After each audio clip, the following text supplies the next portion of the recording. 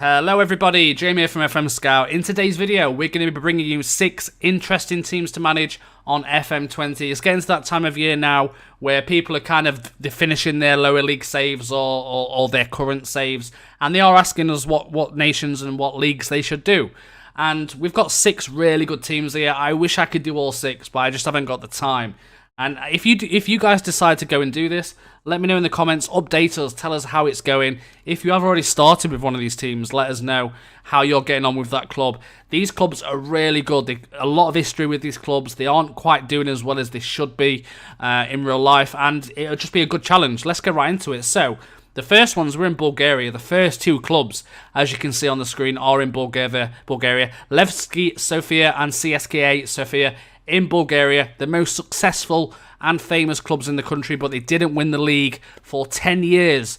Both having a big history in European football too. Fallen giants in the exact meaning, although they have both good squads in the league and are second and the third best teams. If we quickly look at the league for this nation, if we go into the history of the past winners, as you can see, Ludogorets have dominated since 2011 and 12.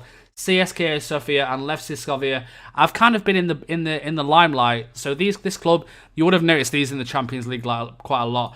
But we're going to look through the teams and look through their facilities and see kind of why they're a good team to manage. But obviously, I've gave you the reason that none of them's won the league in 10 years. So that's your number one challenge. But Levski Sofia, if we look at their history, you can see the history right here of the club. So they won it 26 times. They last won it in 08-09, which was a long time ago now. If we look at the facilities, they've got exceptional youth recruitment. You are going to have them players coming through your youth teams, your intakes. They've got good youth facilities, great training facilities. The facilities are there. You just need to get the first team sorted out. In terms of the first team, though, you have got a few good players. Paulinho, very good Brazilian. He is currently wanted. He's got via 1.3 million, but he is very good attribute-wise. Looking at his stats, very good winger. You've just got to get something in this club that gives them the boost to start winning the league again. And it will take time, but in terms of the finances for this club, you can see they've got 3.9 in the bank, which isn't that bad. They've got 330k transfer budget and 9k wage budget. So you've got your work cut out, but you've definitely got an opportunity to take Levski Sofia to back to the top. Let's have a quick look at CSKA Moscow while we're here as well. CSKA Sofia. If we go to their facilities, they've also got exceptional youth. So you're going to, like I say, you're going to get a lot of intakes come through, and you can have some very good players in your team. They've got a good stadium, 22,000, great training facilities. Looking at their players, you can see they've got some very good players as well. I just need to switch over, bear with me. CSKA Sofia. There we go. If we go into their club, and you can see it right here, they've got Raul Albentosa, who is a very good centre-back. So you've got some good defenders in this club. You've also got your best 2 players are centre-backs. You've also got a good AMC as well. You know, get some loans in. Get some young players in. Obviously, you'll need to watch out. What I want to show you, though, the main thing that makes me decide if I want to do a save in one of these nations is the rules. Now, if you look at the rules, look towards the transfer window and squad registration. So, bear in mind, this nation has a maximum of 5 non-EU players and a minimum of 15 players trained in the same nation for 3 years. So you can only get 5 non-EU players. So you need to use that very, very well and wisely in terms of your players. And have a look if they have got how many non-EU players they have got. You know, just have a quick look at the club and you'll see, and based on that, so you can see they've already got, you know, 1, 2, 3, 4, 5. So you need to kind of work around it. That's the only thing you need to work around, really. But again, EU, there's a lot of players in the EU. Just because you can't sign Brazilians, you know, there's a lot of good EU wonder kids out there that you'll get. So make sure you check out these 2 clubs in CSKA Sofia and Levski Sofia. Next, we come to Dinamo Bucharest in Romania. 18 times league winners, as long as 18, as well as 18 cups. They haven't won the league since 2006 and 2007. They last won the Romanian Cup in 2011-2012 as well. The squad is a lot weaker than a lot of like CFR, Cravoia, FCSB, Viitorul. So it's a very good challenge, and there's a lot of good teams in Romania now. And for you to try and knock them off, it's going to be a big task. It's a very hard challenge. You can see you've got no transfer budget. You've got 7.5k available in the wage budget. And it's going to be a trick. It's going to be very tricky. 109k in the bank as well. So you're going to have your work cut out big time with this club. If we go to the history of the club, you can see it right here. They have won it 18 times. 18 times. But the last time, let's have a little look at the club, at the nation in terms of the past winners. You can see right there, 2006, 2007. But apart from that, you know, there's a club up here who no longer exists, who's won it before them.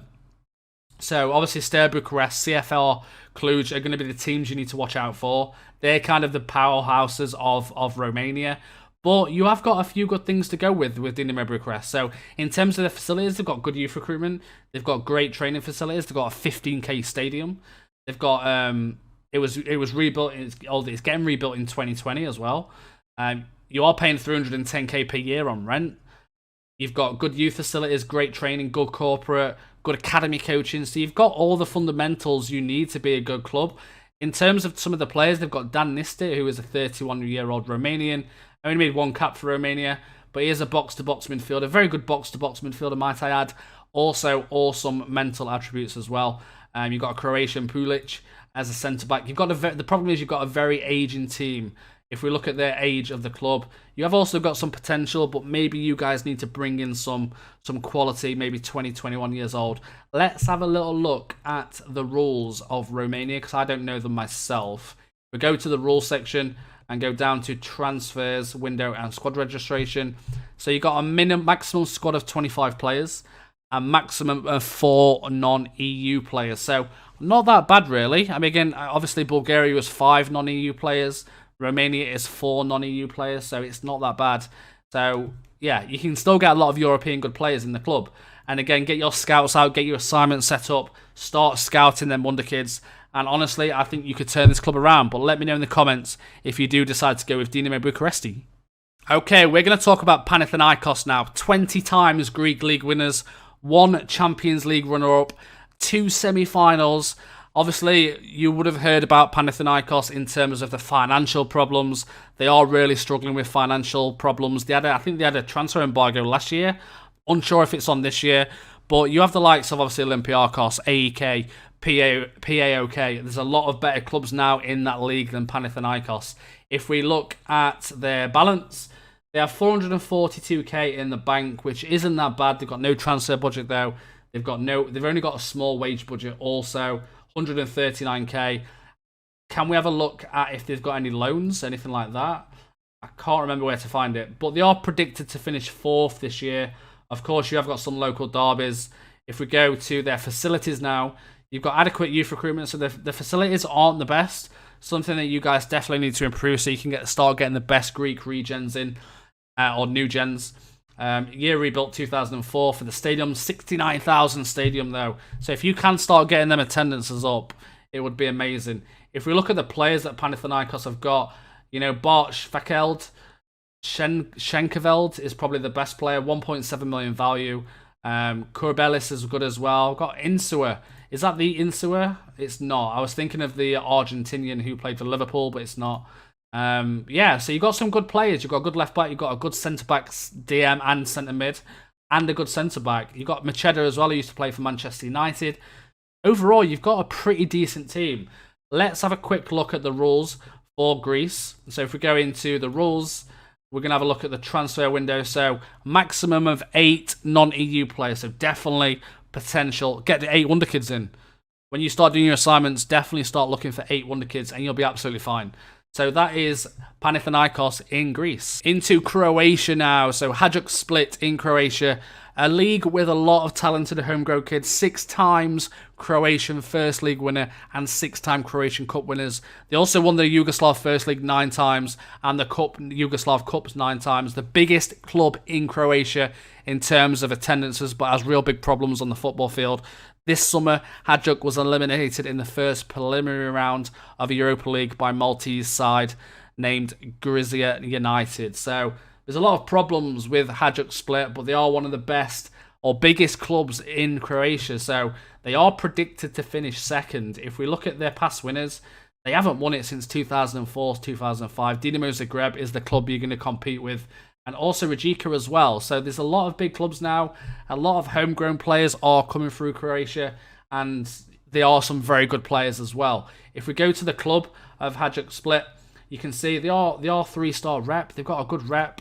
General, you know, they are in the Europa League, so you do have that. They are predicted seconds, of course.